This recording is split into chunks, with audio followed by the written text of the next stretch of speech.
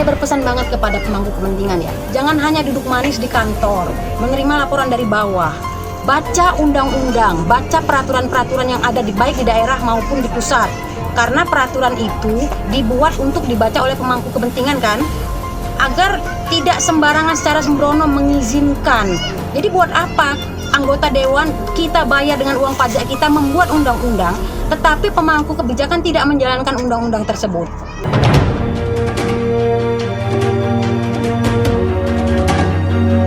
Sebanyak 900 pedagang yang bergabung dalam Asosiasi Pedagang Pasar Sidomulyo atau APPS, Lampung Selatan mengeluhkan keberadaan retail modern Multimart Sidomulyo. Ketua APPS, Esti Nurfatonah didampingi sekretarisnya, Nitra Sianingsih mengatakan, omset pedagang menurun drastis selama bulan Ramadan karena adanya Multimart di Pasar Sidomulyo. Esti meminta pemerintah memperhatikan keluhan para pedagang seperti dirinya.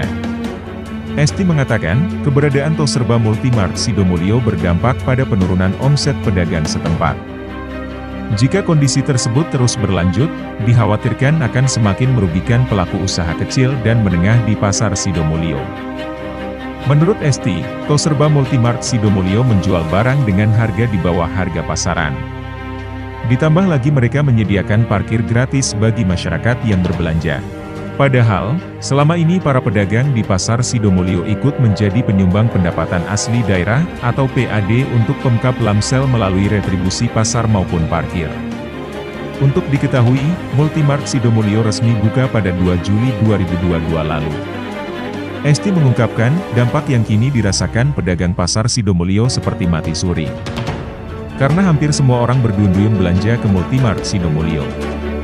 Esti mengatakan, pedagang Pasar Sidomulyo saat ini mengalami penurunan omset sangat signifikan berkisar 80 hingga 90%. Padahal, saat ini bulan Ramadan yang seharusnya bisa mendongkrak omset pedagang. Biasanya para pedagang di bulan Ramadan bisa meraih omset 2 juta sampai 7 juta sehari, namun kini turun drastis.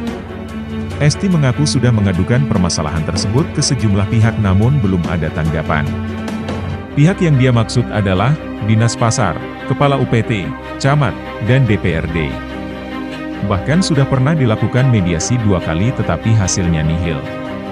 Esti menambahkan, pihaknya hanya menuntut agar Multimart Sidomulyo menjual dengan harga yang bersaing, dan tidak menjual harga di bawah harga standar pasar.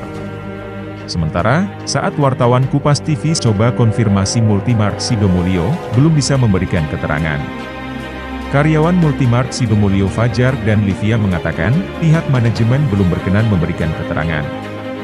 Kami menghimbau kepada para pemangku kebijakan untuk selalu memperhatikan ya keluhan masyarakat di bawah. Jangan selama ini kami sudah sering mengadu ke sana ke sini, tapi seakan-akan kami itu diabaikan, kami itu dianaktirikan, dan kami merasa kami tidak mendapatkan perlakuan yang adil secara hukum.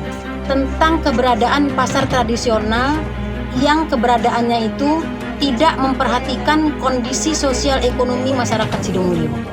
Dan ini sangat berdampak buruk bagi pelaku usaha menengah, kecil menengah, pelaku usaha Pasar Sidomulyo, sehingga Pasar Sidomulyo dalam beberapa bulan ini mati suri. Penyebabnya pertama karena mereka menjual harga di bawah harga pasar. Maksudnya di bawah harga pasar, mereka menjual barang itu sesuai ya sama dengan harga kami kulaan. Satu itu. Kedua, mungkin masyarakat senang ya berbelanja di mall kan, karena masyarakat sini masih masyarakat pedesaan banget, ada mall senang, dan mereka memberikan parkir gratis di sana gitu. Sedangkan di sini kan nggak bisa parkir gratis karena terkait dengan Dinas Perhubungan kan, pemasukan PAD gitu. Jadi sebenarnya kami ini penyumbang PAD terbesar loh untuk Lampung Selatan, baik dari pasar maupun dari parkir. Multimart diresmikan tanggal 2, kalau nggak salah tanggal 2 Juli 2022, jadi sudah hampir setahun. Dampak yang dirasakan itu sangat besar, sangat luar biasa. Jadi Pasar Sidomulyo boleh dikatakan mati suri, sesekarat-sekaratnya. Jadi semua orang masyarakat berduyun-duyun ke sana, apalagi mereka itu promosinya gencar di Facebook, di TikTok, di media sosial, dan ya pokoknya promosinya sampai ngeluarin pamflet-pamflet ya kemana-mana gitu. Artinya bisa dikatakan semenjak berdirinya MM Sidomulyo ini pasar tradisional Sidomulyo sepi? sepi banget, bukan sepi lagi, mati sepi. Kerugiannya sampai berapa nih? Mungkin sampai 80-90% lah. 60%. Sekarang kondisinya sangat mengenaskan. Biasanya kami Pasar Sidomulyo itu satu bulan sebelum Ramadan sudah mulai orang nyicil-nyicil beli untuk baju lebaran. Omset kami yang tadinya misalnya anggaplah pedagang yang tingkat menengah yang biasanya sehari-hari 200 sampai 800, bisa kalau Ramadan itu bisa dari sampai 2 juta sampai 7 juta. Sekarang turun dari hari biasa. Sekarang itu mau dapat 200.000 aja di bulan Ramadan itu sudah. Kadang-kadang banyak pedagang yang sama sekali berhari-hari tidak pecah telur, tidak pelaris. Sudah banyak sekali langkah yang kami ajukan. Pertama, kami ngadu ke Dinas Pasar, ke KUPT, ke Camat, ke Dewan. Sudah dilakukan mediasi 2 kali, akan tetapi hasilnya tidak ada. Dan mediasi kedua sebenarnya sudah hampir menemukan titik temu, tetapi pihak sana mengingkari perjanjian. Yang menjadi tuntutan kawan-kawan pedagang kepada MM Sidomulyo ini apa sih, Bu? Pada waktu itu sebenarnya tuntutan kami itu sederhana, hanya agar kami bisa bersaing harga ya. Jadi mereka itu tidak menjual harga di bawah harga pasar. Maksudnya di bawah harga pasar ya harga standar itu ngambil keuntungan biasanya kan 20%. Tetapi mereka di bawah itu. Bahkan kadang-kadang untuk produk kosmetik pecah belah mereka di bawah bener harga kulaan kami. Kami kulaan 5.000, mereka jual 4.000 gitu.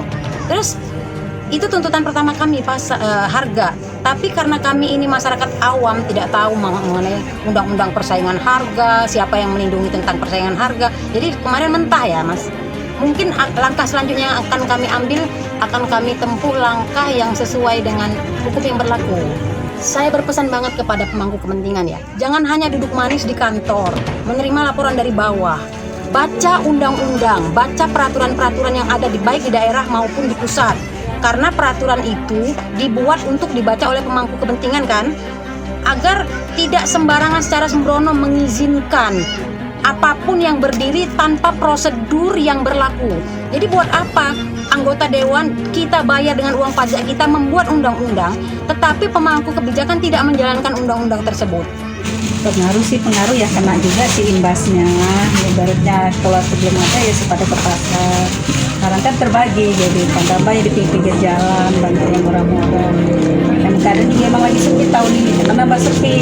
Kayak gini biasanya udah ramai. Ini dari pagi untuk santai, orang jelas sepi, nggak ada orang ini. Dari Lampung Selatan, Handika Kupas TV melaporkan.